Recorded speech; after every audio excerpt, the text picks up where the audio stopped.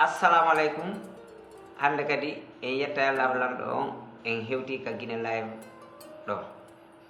En salminimo kala e inde mum e yettode muɗum. Hiɗen tori Allah mo kala e ande mum ɗum yo Allah hoynam mo. Sattiraɓe yo Allah hoynamɓe, wonɓe kasoji ɓe yo Allah yaltinɓe, nawnuɓe yo Allah indinɓe. Hande noon haray mi sifanto on ɗum ɗo seeɗa histoire wannoɗo. Hiɗon andi wodino suka ko wiyete yewtere kon himo gayna himo waawi hakke ko waawi haala o yewto ha hop halde fotti himo waawi haala o okka nagge o haɓɓingen nagge ɗon ɓoggol kakade o inni o yahay ha o yiya ɓurɗo wawde haala o nangi gururo nden o yahi o yahi balɗe jeɗɗi himo seppude o naatoy ɗon e hoɗo o tawi pay kon tunna e hoɗo ngo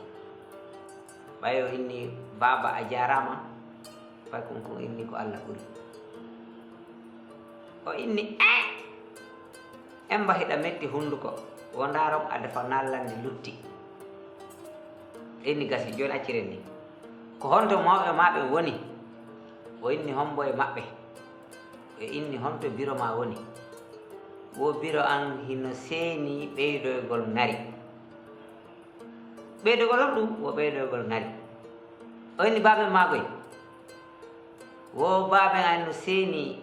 leydi e kammu ngol no haaɓi hiɓe seeni moƴƴintinoygol ɗum awa an o habbo o habbo mi huma nagge ngel sabu an on ko ma yawte o humi nagge ngel o inni gasi joni miɗo duuɗa taho addanoyan ɗo walla mi heɓa yiite mi huɓɓina cigarette wala ngol fay ko yahi neɓoy to ha addi yiite ngel no nangiri jankoy o huɓɓini ha gasi o inni kono en mba neɓoyi o inni hi hari miɗo sendidirde yiite nge aduna ngel e nge lahara ngel o inni pay ko habbo mi jooɗo o jooɗi o inni ari jooɗoɗa ɗo an a wi'ilan biro ma no yahi mooro ɓeydugol ngari ko honɗum woni ɗum ɗon wo biro an no yahi mooroyagol e hille si debbo moorike ngari ki ɓeydoto ka o inni gonga mo ɓay o inni baɓe ma non ko honno leydi e kambo mum haaɓi wo ka hoore leydi ɗo mono mari jawdi o heɓay kala ko o faala kon ko ɓuri kon ka o waɗay ko o faala kon ka o inni hi ka kambu ka mi sikki ko gandal tum naɓata goɗɗo ko kambu ton ka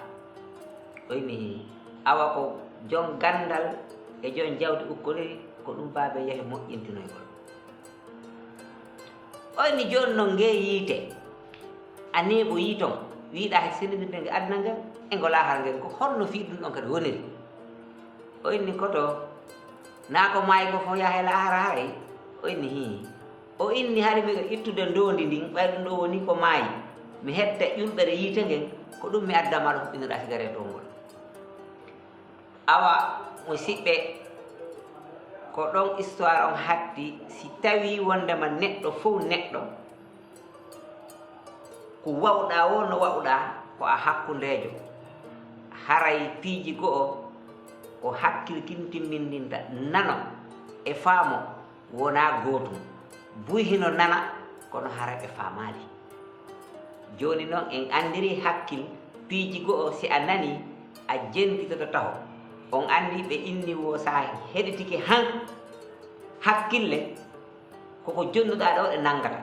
par ce que siɗon maandi hiɗon reeni siɗa yahude ka burure hiɗa holi a yiɗi pitahum antum si a wi'ini ɗum a yiyay pitahum gandu wi'ani ko seede haray ko hakkille ma ɗen woni jonnude ɗum ɗon awa haray hiɗen e sajare ɗin ka Guinée live ɗo ciao Pape Sow Undu Gandal avec Guinée live ko ha mbabba yara kafe merci